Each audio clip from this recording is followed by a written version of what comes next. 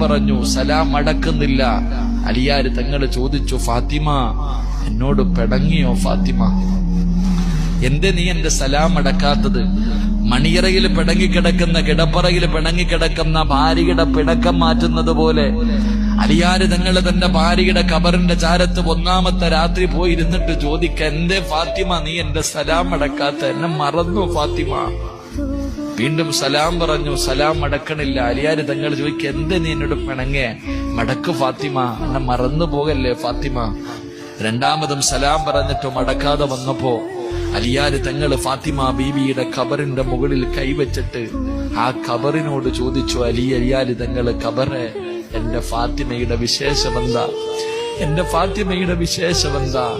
എന്റെ ഫാത്തിമ ആരെന്നറിയോ? എന്റെ ഫാത്തിമ ആരെന്നറിയോ?